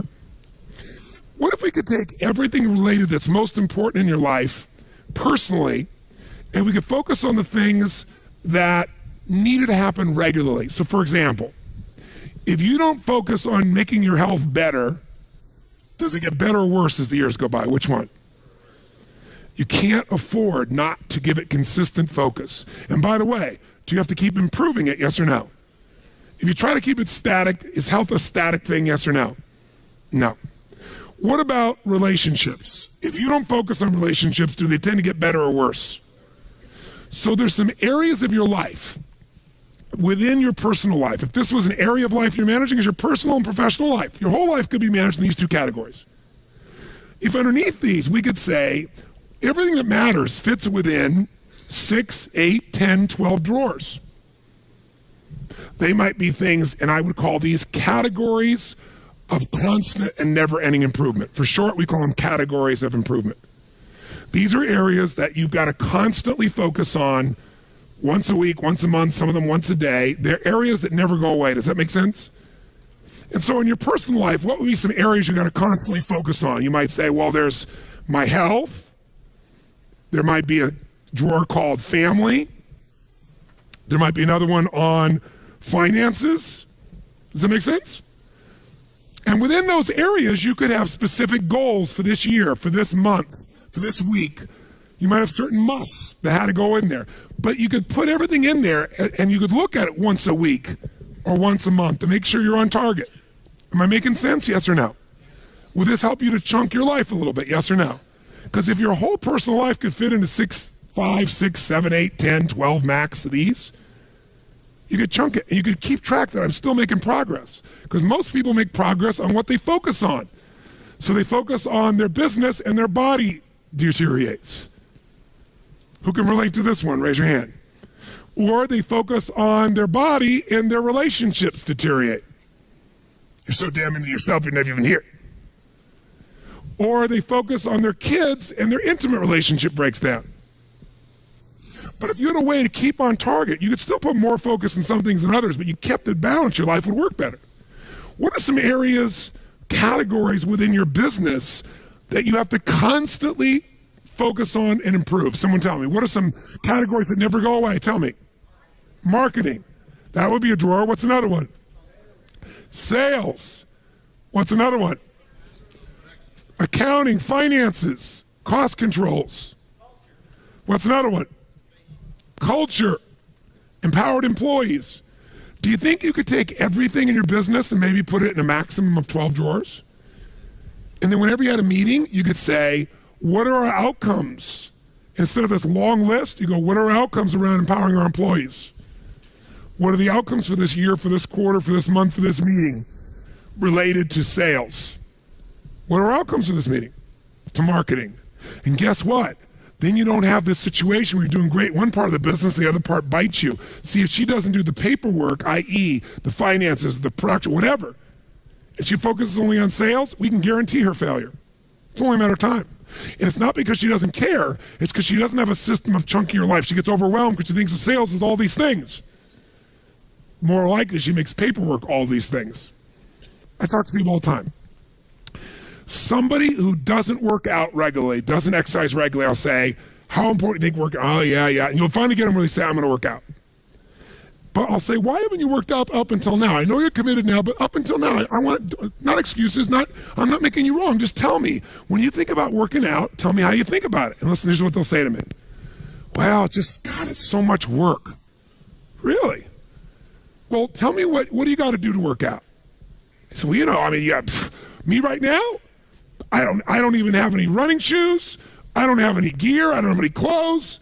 I'd have to go buy the stuff. I'd have to drive to the sporting goods store and, then I have to go in there and try stuff on. And, I don't feel very good about my size now anyway. It'd be uncomfortable. And then, after I pick what's working, I don't really know what I should be wearing. I don't know if I'm going to run or I'm going to work out or lift weights. So I don't know what to buy, but let's assume I got all that stuff. Well, then what? Well, then, I got to go to the front and sit there in that damn counter and wait, and then write the check and then get in my car. And, well, what else do I do? Then I have to find a place to work out. Okay, well, what does that mean? Well, I'd have to, go on the web and search for, clubs nearby. And then, then I have to drive to each of those individual clubs and I'd have to go in and, kind of go through the tour they give you and then sit through somebody trying to pitch me on buying 500 years of subscription to go there. And I don't like to be sold. And, well, let's say you bought one. Well, then they take a picture of you and you look ugly. It looks worse than your driver's license. And, then each time I go there, I have to go there, I have to drive there, I have to find a place to park. And then, I got to go in and show my badge. And then I got to go find the locker. And then I got to hang my stuff up and then it's going to drop. And, I put on my stuff and then I got to go wait for the first machine. It's probably sweaty, so I have to probably walk it out, wipe it off. And then I go to one machine, another machine. Then I got to come back and now I got to take off my sweaty clothes. And now I got to go take a shower and see parts of people's bodies I don't really want to see. And then, after all that, then I got to dry my hair again, put on my makeup, put on my clothes that are probably wrinkled, put in the smelly bag, and then I got to go show them the thing so they can stamp my thing so I don't have to pay for the parking. And then I got to find my car, and I got to get my car, and then I got to drive off. Want to eat? Sure. What does eating take? Well, you just do it. Let's just drive there and eat. Eating is 2 steps in their mind. Working out is 429. The way you chunk things is what makes you like them or dislike them. See, when I first wanted to drive that stick shift car, it was a lot of chunks. I got to watch the road, drive this, do this, push this in and out too, and watch the rearview mirror? No way. But now, you watch the road, you drive the car, you do all that's one chunk. It's in your body. How many follow what I'm talking about here? Say I. So you can over-chunk something into too many items, or you can under-chunk it where it's overwhelming to try and do one big step. That's where the art comes as far as chunking is concerned. So in your life, you want to be able to come up with categories for your personal life, categories for your professional life. Does this make sense? So let's try something. Let's give you a quick little example. What I want you to do is, if you take a look here, I want you to, the middle of this circle is 0, and the outside edge is 10. 10 means where you want it to be. Whatever a 10 is for you, it's different for everyone. So 0 is you're not where you want to be. 10 is exactly where you'd like to be. So if you look on the screen, What I'm asking you to do is, let's say, for example, the physical area of your life. And I want you to go. Now, notice this person went up about 70% of the way. They're a 7 out of the 10. Their idea of a 10, of what they like to be physically, they're not. They're not a 0. They're about 7, and they draw a straight line across. Then we look at emotion and meaning. And we say, where do you live emotionally? How much joy, excitement, happiness, passion, aliveness compared to what you want? How much meaning? And this person went 0 to 10, they went, I'm about a 3. I'm about 30% there, or 2.5%, 25% there. Where are you compared to where you want to be? It's not somebody else's judgment. In your relationship, 0 to 100% of where you want to be would be 10. By the way, if you don't have a relationship, it would be 0. Just in case you need coaching on this. Okay? And then if we go time, where are you in the mastery of your time? Where time serves you versus you serve time. And this person says, I'm about 7 out of 10 that. How about your career? How's that going 0 to 10? This person goes, I'm an 8 on that. Draw a straight line across. Where are your finances? I'm doing damn good there. I'm at a 9 on my finances. And then where are you in your sense of celebration of life? Life is a celebration. You feel a great sense of contribution. They said, no, I'm pretty stressed. I'd have to say, honestly, I'm at about a 3 there or 2 there. Do yours real fast. Just draw a straight line across where you are. Center is 0, out is 10. 0 is not at all. 10 is exactly where you want to be. Just real fast. You got 30 seconds.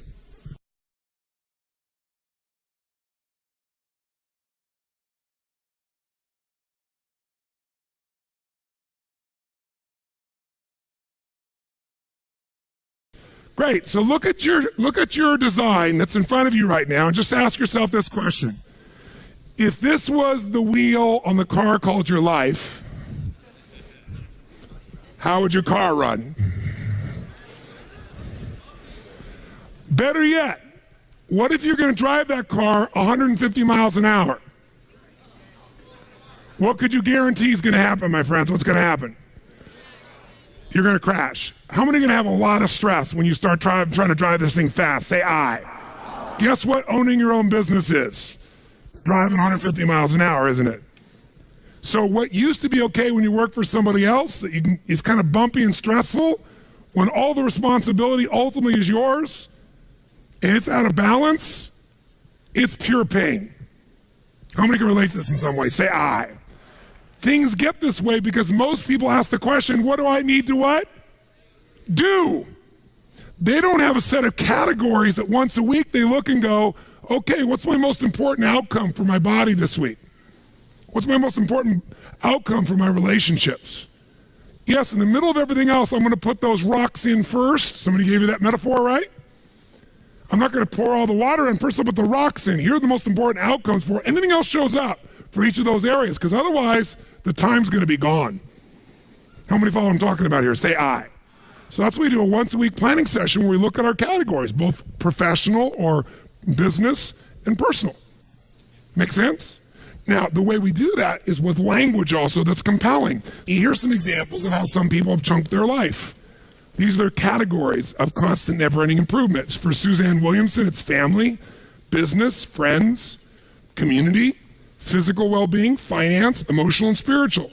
This is my old list. It's been updated, but with my physical power, I called it world-class health and fitness. By the way, why did I use that language? I could have just said body. It juices me up.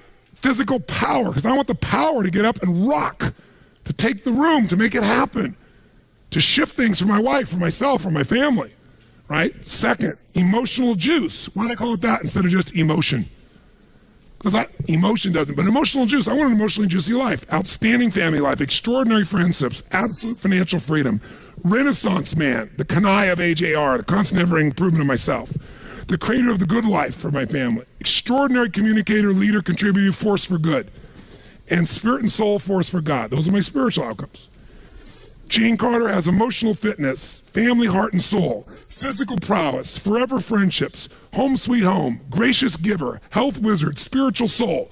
Here's what I want you to do. Write your categories right now. Just a first run. Do not be perfect. If you had to take your personal life and chunk it into 5, 6, 7, 8, 9, 10, probably 12 most categories that everything in your life fits in, that you look at on a regular basis, write them down, but then put the words in front of them, rewrite them so they're compelling. I'm going to give you literally 8 minutes to write as fast as you can. Come up with the categories for your personal life. Go.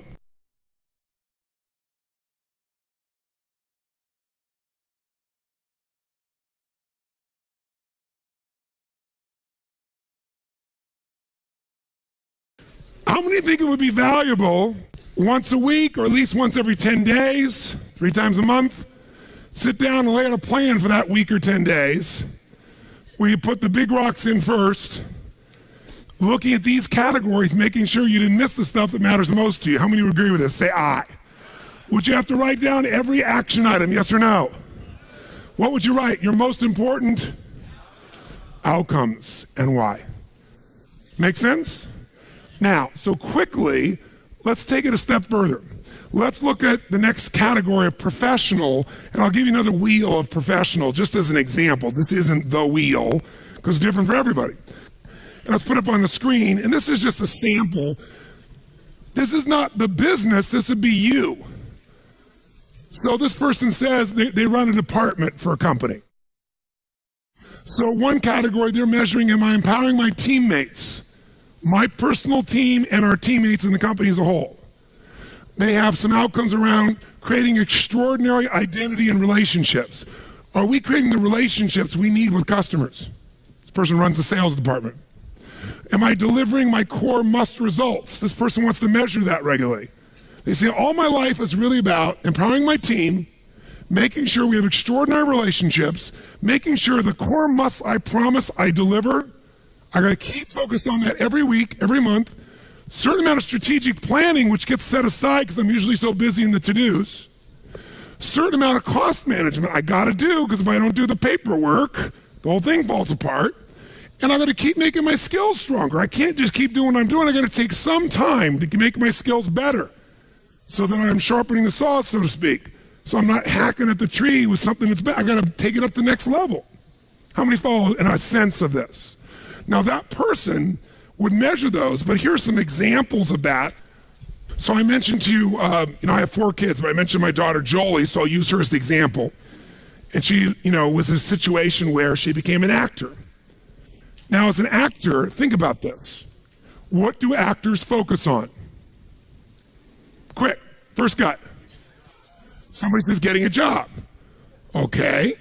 If you're focused on getting a job all the time and you're not making your skills stronger, you might not get that job. How many follow this? Say aye. Some people focus on just training themselves. Lots of actors always going to actor classes, but they don't go out and focus much on getting a job. They wait for someone to call them with an opportunity. How many follow the challenge? Some of those people, how do they get jobs?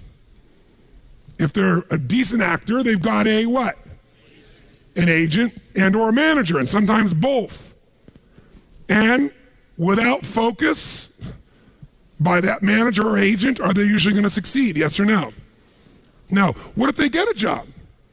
Where does all their focus go? On doing that job well. So if I'm in the middle of the job, I'm doing the job well, and I'm not anticipating how to make my skills better, I'm not managing my manager or agent, I'm not looking for new opportunities, and in the acting skills, no matter how good you are, do jobs disappear quickly, yes or no? Eventually, do they all disappear, yes or no? We can keep our businesses forever if we're successful. That's not true of a job. That's not true of an acting job. I don't care how successful, 10 years, 12 years, 14 years, it's going to change. So my daughter Jolie was always stressed out because things were always dropping out. So I said, honey, she goes, it's just so impossible. I can't do everything. I can't manage my career and go out and get voice lessons and dance lessons and then, go out on calls. And I'm just listening and I'm in my head making it right down, capturing a list. And she's telling me a million items, but as she's listening, I'm saying, there's only 5 things she really has to focus on. And these are the 5. She needs to maximize her current what? Jobs. She wants to make sure the job she's on, she's doing the maximum job she can. That's got to be a daily focus. But she can't use that as an excuse not to also make sure she's working to obtain what? Does she have to constantly be going out on roles still, paying attention, knowing what's out there? Yes or no? If she drops that out, she might do well here and then she'll be without work forever. That's typically what happens. Some people win the Academy Award and they don't work for 3 or 4 years because they don't have a part of their focus. They're focused on the Academy Award, the victory, the celebration. How many times have you seen that happen? And then third, she's got to focus on the management of Jolie Inc. I said, that's what it is. You're a company. You got to manage your managers and your agents. Every week, she's saying, what do I need to do to make myself better at the current job? What do I need to do to make sure I'm keeping my focus on getting new jobs and networking, doing what's necessary? What do I got to do to keep on top of my managers and agents? They're not going to just do it without my focus. What else does she have to focus on? Expanding her current acting skills so she gets better. She can't use that as an excuse and then, oh yeah, when I have more time, I'll work on getting better. No.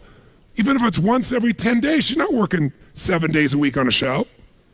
She can do an acting class. She can find the best coach. She can be going for a class once a week on her throat or voice, whatever. Right? And then, of course, the last one is being a networker extraordinaire, expanding her identity. Guess what? Everything she can think about doing as an actress is in those 5 categories. And so if every week she's looking at that and thinking, what's the most important? Come on, guys, nice and loud. Most important in that area or outcomes in that area? Is she going to stay on target? Is her career going to be, by the way, what happens if we take that wheel and we take whatever's strongest on your wheel? I'll show you what I mean. This should really be interesting, me doing this visually. If we take your wheel of life, your wheel of your career, and you got one thing like this and another thing way out here and something else like this and something else like this and something else like this, and this is your shape of your life, we all know what's going to happen. It's going to be stressful. But when we find the strongest area, let's say it was your finances or your career or whatever, and we find that outside edge and we use that as the target for the base of where you are right now. And now we say, what's it going to take to close the gap between here and here with my body? What's it going to take to close the gap from here to here in my training? Because guess what happens? Once we get here and it's all rounded, even if it's not 100%, who knows what's going to happen?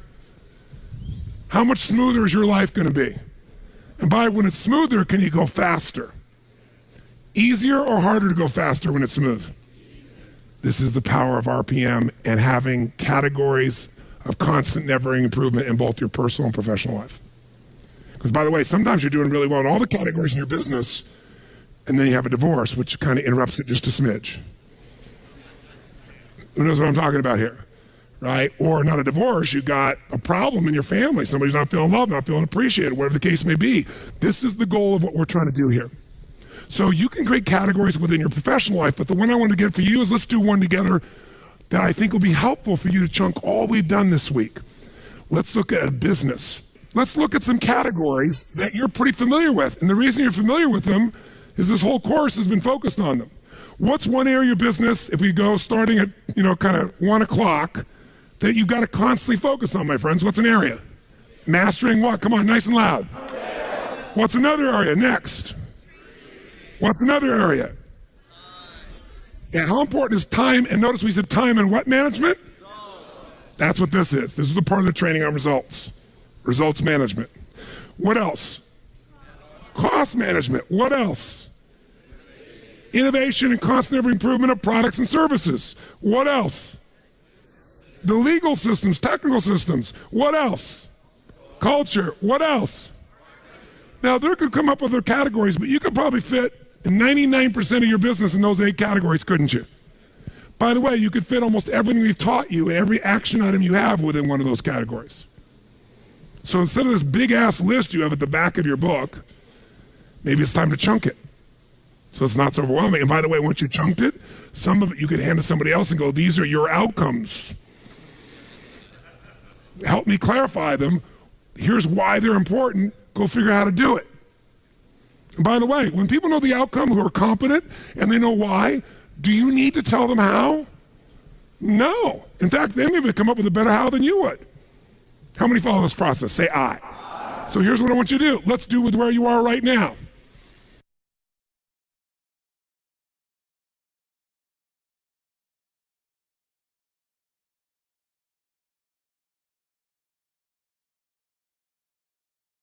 Every business I own, how am I able to walk in and have 12 companies?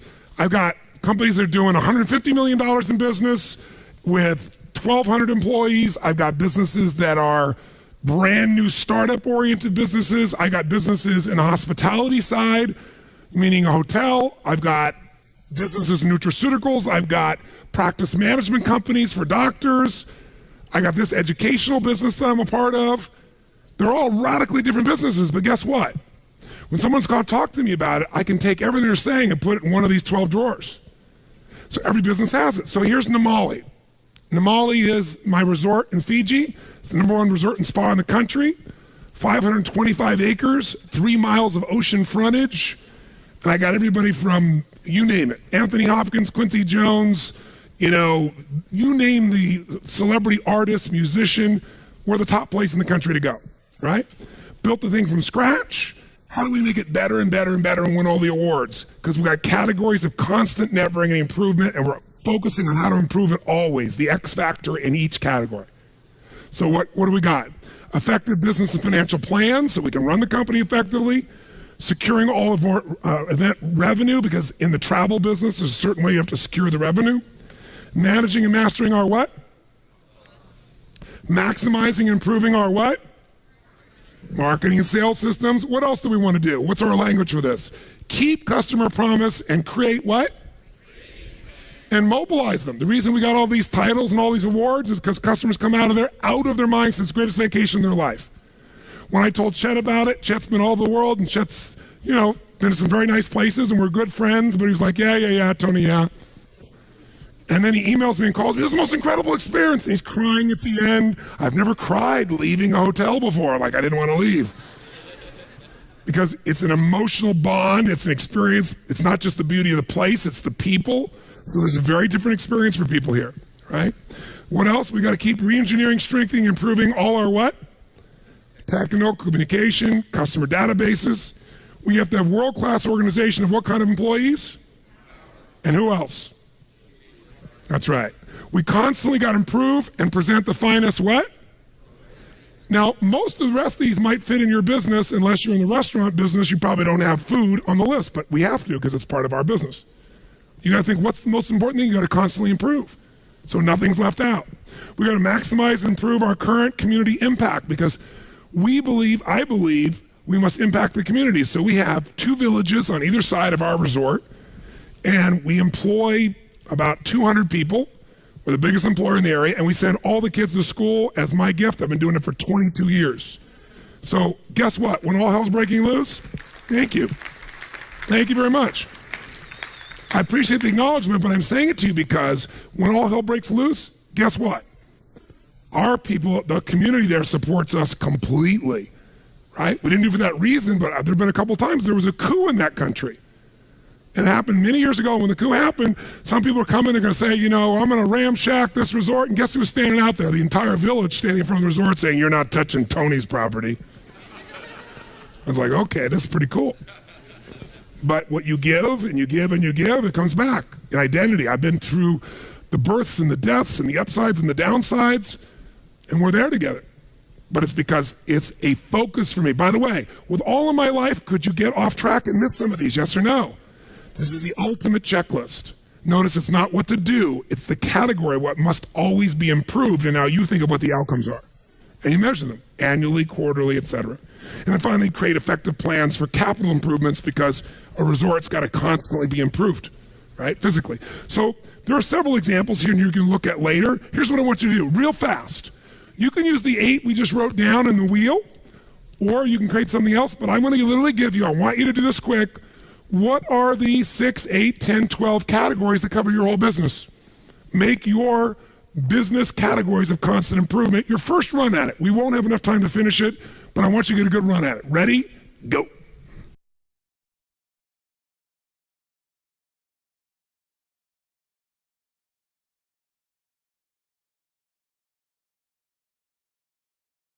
How many got a decent outline already of the categories of your business? Let me see your hands. Fantastic. How many have added some language that makes it a bit more compelling for you? Great. That's what you'll finish. Ideally, here's what I would do before I got home, when I'm on the plane, whenever. I'd upgrade my personal list, and I'd set some goals in each category. Just a few things, simple things. I have my categories for my business or my profession. I do the same thing. Sometimes the outcome you want takes a long time. It's not 1 week, 2 weeks, it's a project. So a woman comes to me and she's stressed out of her mind. Her name's Nisi, and she's got her wedding coming up. Now, have you ever seen a bride who doesn't have a wedding planner, or even one that does? They're very often very stressed. So she comes to me and goes, I'm so stressed out about my wedding, and the reason is, I'm doing all these things and really want to conserve the money, so I've got a wedding planner, but I can't use them in a limited way. I said, I understand. She goes, but also it's my husband-to-be's 50th birthday coming up, and I want to do a surprise birthday party. So while she's trying to plan her wedding, she's also trying to plan a surprise 50th birthday party. Now, how many action items do you think could show up when you start making a to-do list on those two things? In the middle of all your life, and she wants it to be absolutely what? And by the way, perfect will make you really stressed out on top of it. And all the language he's using, I'm so stressed out, I'm freaked out, I'm stressed out, I'm freaked out, I don't know what to do, I don't know what to do. Keep saying that over and over again. I said, first, let's watch the language. Not the F word, I'm happy with that. I just mean the words that you use are putting you in a lousy state. If it puts you in a good state, I'm fine with it. Some people use words that other people will be upset about, they excite you. Let's take a look at this. Let's first step to getting a plan is called capture. Take all the stuff in your head and write it down. It's really like making a to-do list. That's still the first step. Get it all out of your head and keep it in one place, not 20 places. Like many of you have written on notepads over here and a book over there and a thing over there, and you're gonna try and figure out where the hell to find this shit later on. Okay? You need one place, whether it's in your iPhone or whether it's on your computer or whether it's gonna be, on a paper version of something, one place, right? A planner or something. But in her case, here's what we did. We created a capture list. We split it in two things, keep it simple. Things she's got to communicate versus results, actions, or projects she's got to get done. And so this is what we came up with real quick. She's got to call KP to put out signs. She's got to call and confirm a band. This is what she starts telling me. I start writing it down. I need to take care of the parking situation. I got to rent 2 vans. I got to have a Friday breakfast. I got to have a Saturday breakfast. I got to have a Saturday lunch for everybody. I got to order the direction signs. I got to order the meat trays and pick up at Sam's. I got to pick up the donuts on Friday and Saturday. Oh my God, I got the plates and the silverware and the cake tables I also got to get. Oh, I got to get the caterer for Saturday and Sunday. Oh my God, I got to call and get an MC for Gary's party on Friday night. Oh yeah, and I got to order the mic and the podium for the party in the hotel. How many are starting to feel stressed already for her? And by the way, it kept on going and going and going. And so by the time you're done with your capture list, it'll be like taking this 5 days and turn to the back of your book and reading that long list. You go, no, I hate Tony Robbins. I hate Chet, I hate them all. So much here. I'm going home to all this other work. Unless you chunk it, right? Unless you're clear. So what we did is begin to chunk it. And when you have a project, it's not just this week, something that's long lasting. You got to come up with an ultimate what? What's your ultimate what? Come on, guys, your ultimate what? That's right. What's the ultimate outcome? What's the ultimate result? And so we came up with it with her. We said, what are you really after? Stop telling me all the things you got to do for your wedding. Tell me what you want. We get so caught up in the doing, we forget what we want. Same thing with your business. So caught up in the doing your business, forget what you got in business for. So she says, well, I want to create the wedding of a lifetime that's an incredible experience for Gary and for me and totally fun for all of our guests. That's different than I got to put on a wedding and a party perfectly. What do I want to do? Create a wedding of the lifetime that's an incredible experience for Gary and me and fun for our guests. Why? Second question, why? She says, it'll be a remarkable beginning for an awesome marriage. I want to express my love to Gary in ways he'll never forget in both the wedding and in the party. I want my family and friends to have so much fun. Now she remembers why she's picking up those signs or getting someone else to. Now we say, let's not write all the to-dos. This is a big project. Tell me just the key results. The big results that have to happen for you to have the most incredible wedding possible. She said, well, I've got to handle enough events in advance that I'm assured the weekend will be a success, and that'll make me relax during the wedding and even coming up to it. If I can handle enough of the most important events in advance. What else? I got to have a pleasurable Friday and Saturday evening enjoying my guests while the details are being taken care of by other people. She got that. Now that she knew her outcome, she knew how to get there. What else? I need to set up a fun day of shopping with Kim and Kay, her best friends, so we can spend time with them while we're shopping for the wedding things. So instead of feeling I'm stressed and not spending time with my girlfriends during the wedding because I have so much, Let's have them take shopping with me. Let's do it together. And what else? I need to create a fabulous surprise 50th birthday party for Gary on Friday night during the rehearsal. Each one of these will become an RPM block of its own.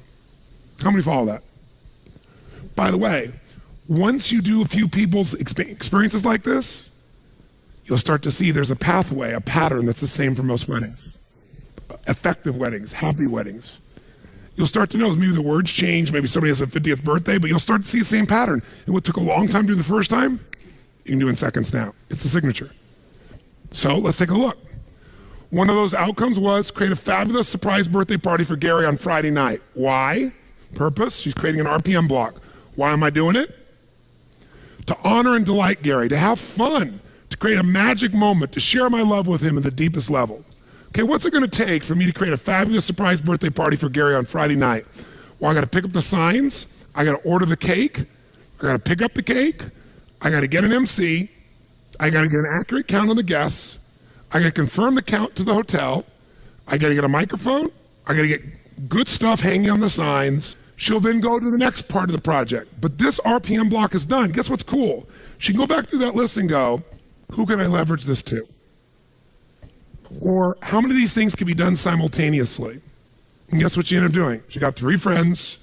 One did all the signs. One did the food. One did all the things related because she was more technically driven on stuff. And the 3 of them had a blast together getting it done. They put on the party perfectly. That sets up Friday night perfectly. By the way, how much does she breathe? And how much time does it take? All this sounds like a lot, but she estimated how much time will it take beside each one? And she goes, that's actually only 10 minutes. It looks like so much, but when you add up the total time, it's 3 hours. And I got 3 weeks. How many follow what happens here? In our head, we make it so much what? Bigger. And by the way, time will fill, activity will fill whatever time you give it. So when she locked it down, it's like, okay, that's handled. What's the next block? And all of a sudden, guess what her wedding became? 6 RPM blocks, 6 outcomes, 3 friends helping her. Everything went perfect. She was out of her mind. And most importantly, she felt totally in control of her life the whole time. That's a project. Now, you might leave here and do a project called your RPM for, let's say, one section, marketing. One section, sales. So you say, what's my marketing outcome? You'd be very specific about the outcome. Why are we going to do this? And then, what are the action items? You know, I'm going to go look at the core story website, Empire's website, and I'm going to read it all. Second, I'm going to brainstorm out what I think the story should be or the core elements. Third, I'm going to do the research here. Fourth, or I'm going to hire Empire. I'm going to bring in chat to come in or the group to come in and train our salespeople on it. Whatever you're going to do, that's the part of it. What else am I going to do in marketing? I am going to go take a look at our advertising and take the 17 items checklist of top advertising and make sure that's what we're doing. What else? And you make your list. How many follow this? By the way, it'll take initially some time, but when it's done, you'll have a master plan for transforming your whole business.